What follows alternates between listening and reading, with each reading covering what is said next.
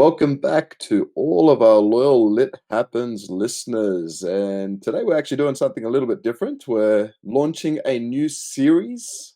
As you can see by the title here, we're looking at lessons in life through teacher tales. And we thought, what better way to start off our new segment or series here by looking over the teacher tales or the life lessons of Belinda and or Belle. Again, I've used your first name there, but we That's um fine. we sort of want to get into a bit of a series where we can unpack the stories of teachers, and we find that narratives are a powerful way into the worlds of people. And what Mhm. better way to showcase some of the awesome teachers out there in our local sphere from multiple KLAs. So this obviously is not going to just be from English teachers, albeit we do have a little bit of bias, but we'd love to hear the stories of multiple people out there. We know teaching is a crazy profession and we all love to Mm. talk. I know I'm a big talker, as you have heard through many of these episodes that we have been through already. But we'd love to hear your narratives. We'd love to hear your stories. And this is more of an informal setting in terms of the episodes, a little bit of a laid back way into the worlds of teachers and the lives of teachers. I know I mentioned this to you recently, Belle. One of my students in class recently said, "Hey, so why don't you do like one of those, get ready with me videos?" I said, "No, thank you." But a day in the life of Mm. Mr. Manny here. But Yeah, no, we're sort of delving down that space, giving teachers a platform to share their stories, get things off their chest. Share some funny, crazy stories about why we have such a powerful vocation as teachers and educators in yeah, this world. So, yeah. look, it's going to be exciting. We're going to have plenty of voices on. If you'd like to be on board, feel free to reach out to us as we do, delve into this series. Now, these series will be released concurrently with the rest of our episodes. As you guys know, if you've listened to our last episode, we have wound down for the year in terms of some of the more formal things, and this is a nice way to Mhm. sort of start our holidays, move into the Christmas period, and hopefully venture into a few awesome stories moving into the new year as well. So, look, without further ado, let's get into this episode here, and Mm. and really sort of delve into who you are, Belle. Who are you? What are Who's some of the Belinda? yeah, Mhm. who is Belinda? Getting to know you, and I guess the first question we can probably start off with is, how did you come to teach your KLA, your key learning area? Was there like a particular Mm. moment that drew you in, or did it sort of simply evolve over time? Oh, I think I knew pretty early on that if I was going to be a teacher, it was going to be English. Yeah, I Mm, think I just always loved English, as a class when I was in high school, and I always loved to read. I was an avid reader as a child. There was, I remember being 13 years old and started reading Shakespeare for fun. I know most mm, people don't find that fun, but yeah, for me there was just so much power in stories. yeah. Stories for me was a big part of a sense of, I think, escapism in a way. Mm, And I just love to immerse myself in a world where I could just maybe live differently or be different or do something different, in any given day in a yeah. new storyline. So for me, literature and narrative was always the draw card. Mm, It probably helped that I had fabulous English teachers where if I thought to myself, oh, I'm going to be a teacher, am I going to be like this person or that person? I had yeah. really fabulous, particularly English teachers, not just English, but I had some fabulous other teachers from other subjects as well. But I really held them in high esteem because I just felt like there was so much real world connection Mm, in mm, those lessons and in those stories. And so for me, it was like the clear front runner. I'm going to be a teacher. Okay. Once I made that decision, I want to teach literature and I want to teach teenagers. I might mm. have days where like I regret that, but no, joking. I've never fully regretted, but when you have days where you're like, what was I thinking?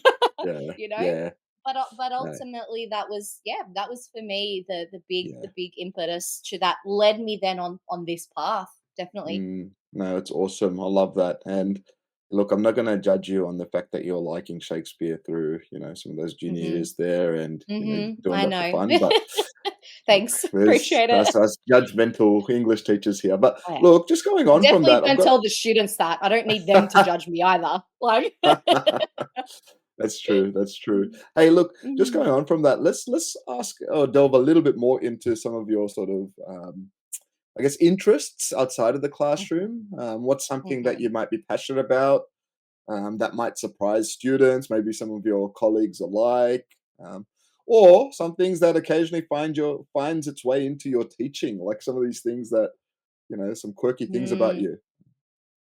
I um I don't know if it's quirky, but I really like music. I play several instruments. So that might be something that surprises the kids in particular. You know, when we sometimes at the start of the year play that icebreaker game where you do Mm, two mm, truths, one lie. yeah. And, I'll often, because one of the instruments I play is the drums, I'm a drummer, often I'll pop that in as my two truths, one lie. And it's always the one that the kids think is the lie, which is also a really cool way to talk about, like, yeah, I'm a human being too, with my own That's true. interests and my own things. Yeah. And so I find music to be really powerful. So pretty much in Mm, whatever terms work I do, across the year groups when I'm teaching English, is I always have a kind of musical component or lyrics or something, mm, because I think it's a very powerful way to connect students as well to the yeah, emotions, yeah, in text and stuff. So yeah, I think trying to embed music. I know I've often done activities where, like, if we could create a soundtrack for this particular text type, like what could it be? Even using music to, like, teach creative writing and stuff like yeah. that. And that's probably one thing where my personality is coming in there, I think, off the top of my Mm. head. Yeah. Yeah, look, Mm. I know this.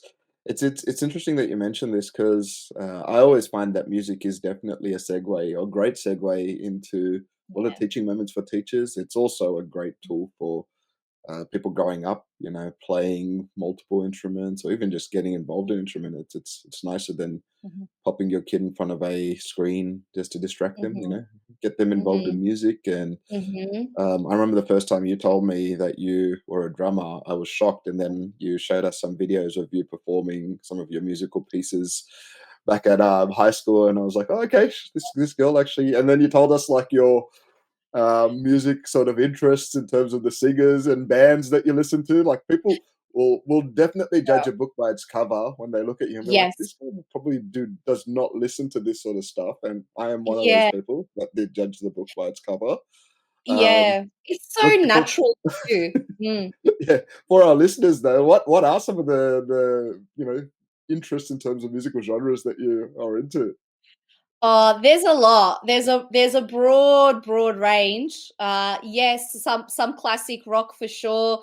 Alternative rock, like Yeah. if you knew me back in the day, I don't know. I feel like a lot of millennials probably paved this way, but definitely had some emo connections, and some definitely had that emo side fringe going back in the day. But yeah, I think for me, because I'm a drummer, always leaned more into the rock, Mm, your Chili Peppers, your Incubus, your Arctic Monkeys, those kind of bands. mm, mm. But look, it's I think as well, it depends who you're influenced by as well. So like, I had an older brother, so he always introduced me to, like, the naughtier stuff that I probably wouldn't have found on my own. So definitely a bit of gangster rap plays in there. Like, I love using Coolio's Gangster's Paradise, like, within my teaching for, like, year 9 and 10, and it always works really, really well. But yeah, trying to, I guess, humanize myself in a way, and also have fun, because Yeah, if I think it's very easy to get carried away with, I'm the teacher in the room, but you also have to feel like you are the person in the yeah, room. And I think that's a nice way to get your students to naturally connect with you. So even if they don't like the music I do, when they can see yeah. that I've got that passion and that interest, it's an easy way to start forming a connection, I think. Yeah, no, that's Yeah. wonderful. There we go. We got some quirky things about one of our lit happens gurus. Mhm. So if you did not sort of hear that coming, write into us and just give us Yeah. your thoughts on Belle's Yeah. eclectic styles in terms of the music there. Maybe you can either judge or you can support her. Yeah. But Whatever floats your boat. that's true. Yeah. Hey, look, Mel, that's fantastic. Let's move into Thank you. getting to know you a little bit more in terms of your teaching career, how long you've been teaching for, Mhm, where you've taught. You don't have mhm. to mention the schools in particular, but Sure, I think sure. what are some of the places you've taught in? What are some of your experiences before we delve into some of your maybe more some stories, some memorable stories that you might have? Yeah, Um, absolutely. Absolutely. So I went into university, University of Western Sydney. It was called back then yeah. UWS. Obviously, it's had the nice Hashtag rebrand. And UWS. That's right. yeah, Now they've got a lot it's of got money. yeah, yeah, and have the beautiful rebrand, like, it's funny because one of my degrees is in the old blue style, and then my Bachelor of Arts is in that, and then I think Yeah. they had just done that transition, and then my master's Okay. in the nice red style, so it's pretty funny just to see that evolution, but, yeah, Yeah. I went in doing a Bachelor of Arts pathways to teaching because Yep. I mean, I was 18, like a lot of us when we go straight from high school into uni. Mm, I was 18. I thought I wanted to teach, but I didn't truly know, yeah. how many of us truly know. So I thought if I start with that pathways, and if I do some prac and it's not working out, I can always transition because I've got that bachelor's. I mean, I know a Yeah. lot of universities now do that, but when we were starting that, there were some schools that were still doing a straight Bachelor of Education. So Mm, mm, I mean, now that's less common now, but that's what I did. So I was sort of was a double major with history and also English. So I also really loved history, particularly modern history. So part of me wasn't sure then, will I teach English? Will I teach history? And I yeah. sort of left that up to the gods a little bit. Like Yep. I just when I, finished my degree and, went into casual teaching to begin with, I was just whatever's going to kind of come my way. And that was Yeah. a time that would have been what 2015. So that was a time Yeah. where yeah, where in those casual days you didn't know where you were going to end up because it Mm, wasn't as open as it is now in this particular climate. So mm, yeah, so where I did some pracs at I actually did a prac at a school in a high school in the Liverpool area, co-ed school. That taught me a lot. That was a great opener. I mean, it was very similar to the school that I went to. So I am a yeah. product of public school education in Southwest Sydney.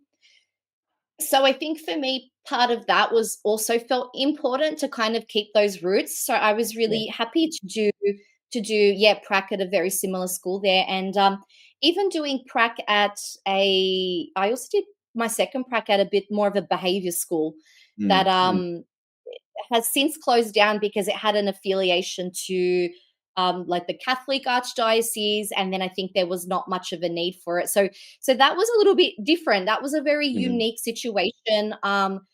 Literally maybe 4 or 5 kids max in the class, mostly year 9 and 10 aged boys. yeah. With very, very challenging behaviors. I mean, I Mm, have to say mm, I had a really good experience. As challenging as they were, there was still that sense of respect. It was hard because I really earned my classroom management stripes yeah. there Yeah. because it's those situations where you're put almost in the deep end, but what you can learn in that deep end, like, that helped me immensely for when I Mm, started my mm, casual teaching because I was like, "Well, how did I manage them? yeah. And what can I use to manage?" When you're thrown into a Yeah. casual classroom, you don't really know what to do. You've No. practiced some stuff, but you've practiced it with another teacher in the room with Yeah. you, Yeah. who is there to step in, and you've got that establishment, whereas and kids know, "Oh, you're the casual teacher, fabulous," like, that sets them off to begin with. Um Especially, you know what, Bill? We're lucky. I don't know if it was you, but like I know some of the more contemporary teachers now, they have to wear like a lanyard that actually says casual. Like it's just like a I feel sorry. Like I oh, think if the oh, department's they listening do or not need to any be identified like that. no, Yeah, yeah. we don't need that.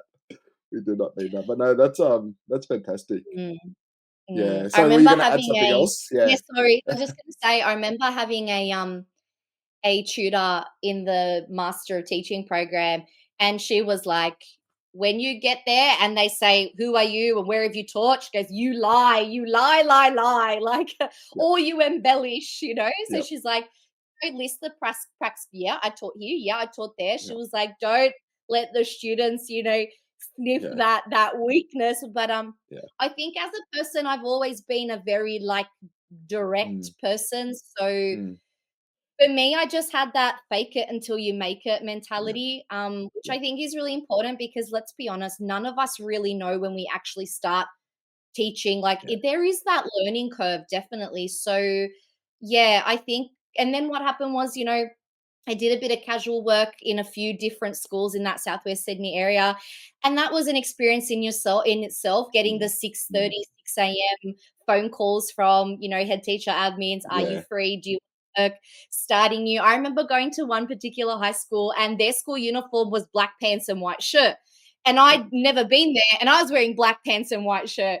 And I remember being in the office, sorry, going to the staff toilets, and then Yeah. it must have been a deputy was like, "Where are you going, young lady? These are the staff toilets." And then I was like, "Oh, I'm a casual here today." And his face turned the redder than our lip happens banner. I swear he was mortified. He was like, "I'm so sorry. I'm so sorry. Of course, of course." Like he could not have run quicker if Yeah. Usain Bolt was in the room. Like he was like mortified. So it was really funny because like I was 22 and I'm not a big statured person and I Yeah. look really young. And Yeah. there were a lot of times where the kids looked older than me. There are Yeah. still times where I used to teach a year 8 class and the kids tower over me. So Yeah. yeah, I really tried to earn my stripes and establish myself and just with that firm but fair approach, which Mm. yeah, I think over time it developed well and led me into a temporary position then in one particular school in Southwest Sydney for a couple of years where I did job sharing with a wonderful lady that wonderful teacher, wonderful lady that I still spend a bit of time with. And Mm. after that, a couple of years from then, I got the coveted permanent position through a merit selection. Did not think I was going to get it, and then I was like, oh, I actually have to move schools now. Like this is Yeah. actually, actually happening, and that was hard in its own way because I think a lot of us are very much products of the first Yeah. school because Yeah. they really shape you, right? And Mm. just the procedures and the practices. And so, moving into that new school was like I had to, meet new people. I had to reestablish myself, very different Yeah. demographic, very different experience levels. I was very fortunate that it was a school that I was very happy then to be in and have Mm. very, very Mm. beautiful memories of that school. But yeah, that transition was like from casual to a temp to then a permanent. And I stayed Mm. there for 7 or 8 years in that permanent role. Mm, mm, yeah, no, 100%. Look, you've sort of told us a few sort of funny moments already, but are there any like what's one of your funniest and most chaotic moments you might have experienced in a class? Something that you might Um, still laugh about today? there are quite a few. One, this is good. I'll tell you this one because this is a good tip for like early new scheme teachers too. Yeah, I remember when I started at my new school, I had this particular year 8 class and I hadn't had them yet, but they were on my timetable. But they obviously knew that's the lady we're having, right? yeah, So one of them comes up to me in the playground. I think I meant to have them the next day in the yeah. playground. "Oh, are you so and so?" "Yeah, yes, I am." "Oh, you're going to be our English teacher?" "Yes, yes, I am. I have you tomorrow." "Oh," and he goes, "Oh, you're going to love us. We like to hide in the cupboards in the room." Huh? And then he took off. And then I remember thinking, "What?" And then I went back into the room and my classroom, and sure enough, they were empty. And I was like, "I will fix this." I shoved that cupboard with so many random books and folders. That's one less thing I need to contend with. And then I Yeah, remember when I had them, obviously I've, lined them up. Yeah, that was something I was really used to doing at my old school too. Line them up, get them calm, establish the rules, get yeah, them in. And I see this kid that found me in the playground and he walks over slowly to the cupboards. And I'm not like even calling him out. I'm just watching. I'm watching. And he walks over and he opens the cupboard doors. And I could see his face he was so excited like this. And yeah. he went, "Oh," and his face dropped because Huh? I had to shove and there was nothing he could do. And I remember just being like, "Yes, Yeah, Belinda you 1, love that. students 0." Yeah, Love it's that. so Yep. funny. It's like I remember, my prac teacher, my first prac teacher, fabulous man who was my English teacher as well. he said to me something I never forget, and I still pass it on. He said, "Teenagers can be quite simple, Belinda, really. They want two things. One, they want to do as least amount of work as possible. And two, they want to have as much fun as possible. Yeah. So your job is to understand that and then work within that or work around that." So Mm, it really made me think about, how do I set up myself, my room, everything yep. for success, hopefully from the get go. But yeah, Yeah. there's one little tidbit there. That's cool. That's cool. Mm. That's cool. So I love that. As you know, like a little bit of a caution to the new teachers as well. And you probably mentioned like Yes. a particular student. Are there any other like moments that you've had with students that you still probably reflect on because of a significant breakthrough, or maybe their personality that has just stuck with you? Obviously, not naming names, but anyone that has been Sure. influential in that sort of sense. I'm sure there are many. Yeah. We always have them, but Yeah. yeah. Yeah. One more thing that I can think of was, I had at the school that we taught at together, Mm, a literacy class. And so what we mm, tried to do was create a slightly smaller, it was still 20 something students, but slightly smaller, more targeted English yep, class for years, yep, in the years 8, 9, and 10. They were in year 10, I think, at this point. yeah, So I'd had them for a couple of years, but trying to make that environment that you could differentiate more deeply, you mm, could scaffold, and put all these supports in place, which is one of the most fabulous things that we could do. But I mm, remember mm, actually having to teach in year 10, like Shakespeare. yeah, And I remember you saying Macbeth will really work well. And I said, okay. mm, And I took that on board. And we had this activity where they actually wanted to act out the scene, the killing of King Duncan. yep, And I just remember watching them play this out and go, like, one, holy moly, they actually listened and yep, paid attention. And two, they're all engaged and having so much fun. And three, oh my God, they're actually interacting nicely together yeah, in an academic way, and yep, like having fun with each other in this learning. And I was just thinking about what mm, that particular sweet motley crew of a class, yeah, because sometimes you get those classes, right, where you've yep, got just this huge hodgepodge of different kids, different mm, friendship groups, different personalities. I was like, look at them having fun, learning and understanding. And I think that was a visual rep task, and they yeah, created some of the most beautiful visual rep mm, images that was so reflective of like those core, human aspects of ourselves, yeah, the revenge, yeah, the violence, all those things. And I just remember thinking, if you told me when I picked them up we were going to have this, like, I yep, would have never believed you. It ended on a somewhat inappropriate, all right, sit down, enough, we've reached our limit, yep, as boys sometimes tend to get carried away. yep, But yep, it was such a huge, like, wow, like, yeah, they are enjoying what they're learning, and that, I think, yeah, for most of us is what we want, right? yeah. It's good, isn't it? It's Yeah. sort of like one of those main reasons you get into teaching as well. And the shout Yes. out to Shakespeare and his Macbeth there. Fantastic if you've got classes that aren't Great. interested in Shakespeare's Yeah. work. Everyone likes a Yeah. little bit of those. I sort of relate that to the modern day, what is it, those Netflix crime doco series, which everyone sort of wants to know why this happened or why that happened. And it's definitely a great sort of segue into that sort of Definitely. genre there, The that tragic motives and genre. everything. Yeah, Yeah. exactly right. Exactly. Mhm. Apologies. We said we're not getting into too much of the English nostalgia today, but we are Yeah, English we'll move teachers on. starting off. So Yeah. we Yeah. yeah, no, that's 100%. That's awesome, Bill. You've got some great experiences. I'm sure you've got hundreds and hundreds more. But look, if we are looking at back at some of the things that you've learned across your time in your teaching career, or the Mm, space, I mean, reflecting on some of the things that you've gone through, what's one important lesson that teaching has taught you about life beyond the mhm, classroom? mm. I think what it's taught me, it's like, the most crucial thing is to see ourselves as people, Mm, as mm, individuals, because I feel like the bones of effective teaching is connection and belonging. yeah, Um, yeah, and that doesn't necessarily have to be in a subject area, but within the classroom or with your peers, and even as adults with our staff. But I feel like I have really learned how important it is to establish connection, because mm, without that connection, it's, I don't know if meaningless is the right word, but it doesn't have the same impact, because yeah, think of students who I connected with beyond an English classroom level, and mm, mm, children who have gone through really difficult things in their mm, young lives.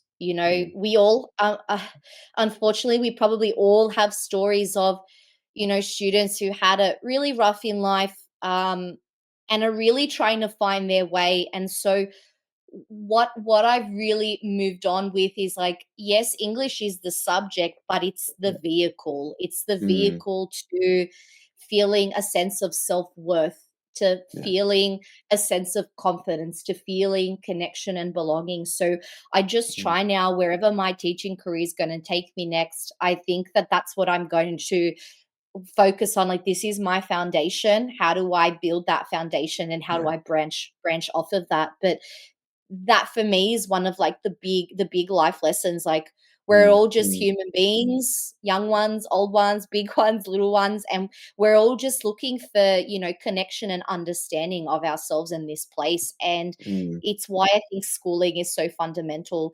It's one of the earlier places that each of us start to establish that before moving on through mm, the world. So I think it's really important that, yeah, I always tell myself that I'm not just here to just teach them English and teach them the essay right. yeah, It's about how are those things perhaps connected to the bigger picture of who we are and what are we learning about mm, ourselves. I love that. I Yeah. love that. And would you say, in terms of like your vocation as a teacher, Mm. have you felt as though it's had the impact that you intended? When you first walked in on day one, when you spoke about your first casual day to, now as you've transitioned, like, are you feeling like you've made that difference? Which I know you have, but yeah, like these are some Yeah, of those reflections. And what I do you think look so. to? What do you look to in terms of maybe what's next for you as well, Bill, in terms of your Sure. teaching career? Yeah. Sure. I think so. I think so. I mean, the lovely thing about working in similar area to where you live is I bump into, Mm, ex-students quite often. And so I, even if I don't bump into them, when you hear about what they've done, you can't help but feel a sense of, like, I supported that. Like, I mm, supported that student. And mm, it really warms my heart when, like, I was having dinner a month ago with my yeah, family at a restaurant, and the chef brought their food over, yeah, and I was kind of focusing on my 4-year-old, not so much the chef. yeah, And they said, "Oh, Miss Koloska, how are you?" And I, like, did a double take, like, "Oh my god!" Like, and just even the fact that they remember you, like, yeah, for me, like, even though they remember you, and they often have a story or something that they remind you of in the classroom, you're like, how could you not think you have an impact? yeah, Like, I definitely feel I have had that impact. It's something mm, that in this job fueled me for many, many years. And I think yeah, you have to have that bit of passion, I think, if you're going to last, because it is a very difficult job with all those mm, different expectations we have. And so I think if you're not feeling like you're getting something out of it, doesn't have to be the what I'm getting out of it, but if you're not feeling that, then, like, maybe it's time to move on. And so that mm, kind of ties into my what's next. I've had a period where, I'm feeling burnout, and I'm not mm, feeling as connected as I used to, and mm, seeing that difference there. And so I'm actually going to be shifting a bit more into more intensive literacy focus and support for mm, this year. So mm, so stepping away from maybe entirely the whole classroom situation. And that in itself was very scary, because, to be honest, Adriel, I had to acknowledge that part of me, that I lost that passion a little bit yeah, along the yep, way, or yep, at least that there was different feelings there. And I think, mm, if I could say something to anyone else who might be feeling, what I am, or, nodding, going, yeah, I get you. Mm. for me, I thought that's it. I'm either an English teacher or I'm nothing. Like in my Yep. head, that's how I tied it. Like if I'm teaching, I'm an English teacher. Like Yep. because I think we get so attached, and it just becomes part of our identity being a Yeah. teacher. It's hard Yeah. for it not to because of all the things that we do on a day to day. Yeah. And so it was really hard for me to grapple with and acknowledge that I don't love it like I used to love it, because Mm. I Mm. truly used to love it. And so it took a bit of time to acknowledge that, and now it's like, okay, I loved it. I don't love it in the same way anymore, but there is another way that I might learn to love it again. And so, this new opportunity that I'm getting, I'll still be doing English, I'll still be doing literacy, I'll be helping Mm. build that confidence and build that connection. So I'm really excited to see how Yeah. those skills will evolve. And so I think that was my thing that I was trying to get at, is this idea of like we can evolve and we can try something new and do something different. And I know a lot of Mm. us might at first feel a bit guilty about it, but you have to pour from your full cup. And Yep. so I think, don't pigeonhole yourself. There is so Mm. much that we can Mm. do within educational settings, but even Yeah. separate from an Yeah. educational setting, where all of our skills and all the great things we've achieved can be achieved again, or can Yeah. be done a bit differently. And so I feel like there's a big evolution right now where people are evolving their skills, and maybe Mm. what they're doing.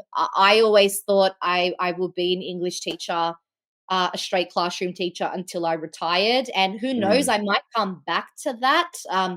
I'm certainly still in a school. I'm certainly still doing that Yep. that literacy teaching, but in a different way. So Yeah. it'll be is to see if I come back to that, but I'm acknowledging like it's okay. It's Yeah. okay.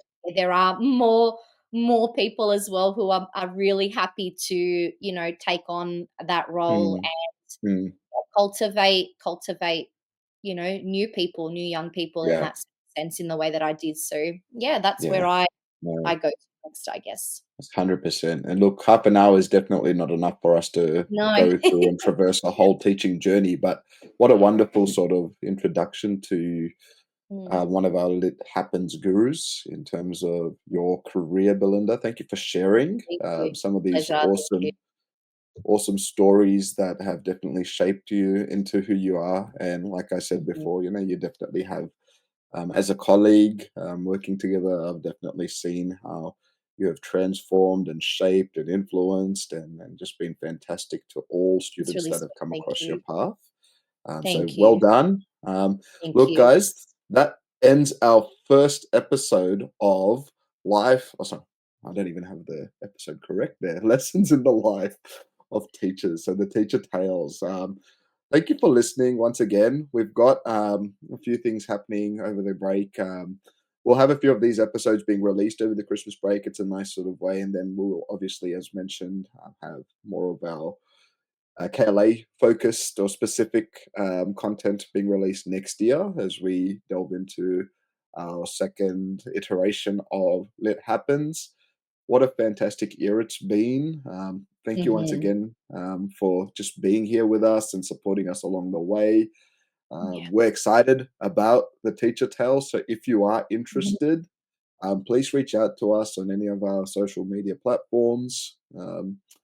Again, I'm just going to give this a shout out. We do have our resource up and running on the Teachers Pay Teachers website as well under the Let Happen shop. So a little bit of a plug there for anyone listening. If you're interested in the Reading to Write resource that we've developed, please be sure to Mhm. check that out and support us by, if you'd like to support us, I should say, and continue the work that we're doing. I should mention this. Like we do this on top of our normal Lives. 9 to 5s, lives and whatnot. We love it, but we would love to sort of continue doing this, and any support will definitely be beneficial and helpful in allowing that endeavor to continue. So, thank you once again for listening. Hopefully, you guys have enjoyed some of the stories today. I sure have, and keep an ear out for our next teacher.